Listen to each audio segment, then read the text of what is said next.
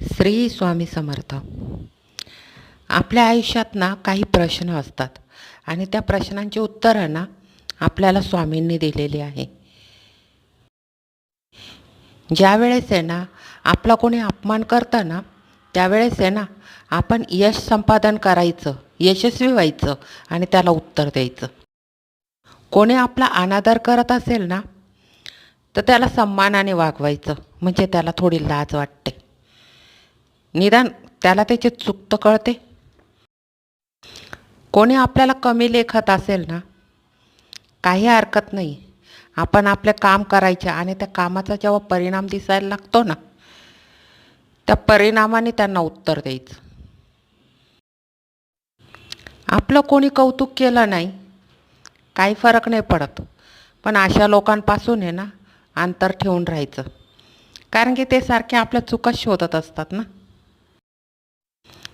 आपल्याला कोणी फसवलं आहे, काही हरकत नाही, माफ करा, पुढे चाला. त्यांना फसवणारे 10 भेटतील आणि आपला जो त्यांनी केलेला असतो ना अपमान, नुकसान, ते सगळी भरपाई आहे ना परमेश्वर त्यांच्याकडून करून घेत असतो. कोणी आपला वापर केला असेल ना, आपल्या विचारांचा, आपल्या सन्मानाचा, आपल्या पैशाचा, कोणत्याही प्रकारे, अशा व्यक्तींना आहे ना आयुष्यातून काढून फेका. ते आपल्या आयुष्यात राहण्याच्या लायकीचेच नसतात.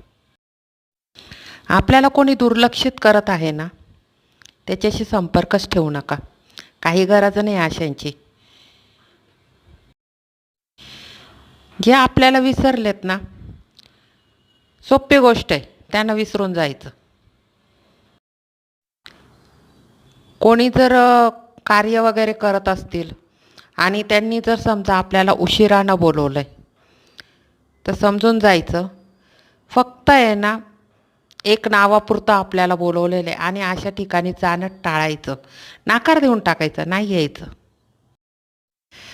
जर अशा ठिकाणी जर तुम्ही गेले तर 100% तुमचाच अपमान होणार. हो ना. कोणी आपल्याला त्यांच्या शुभ कार्यामध्ये किंवा कोणता कार्यक्रम असेल त्यामध्ये जर बोलवलं नाही ना, तर चुकूनसुद्धा जायचं नाही. कारण की अशा ठिकाणी गेलं ना तर निदान आपली काहीच राहत नाही, म्हणून जायचंच नाही. स्वामींना आठवायचं, स्वामींचेही शब्द आठवायचे आणि फक्त नामस्मरण करायचं. श्री स्वामी समर्थ, श्री स्वामी समर्थ, श्री स्वामी समर्थ.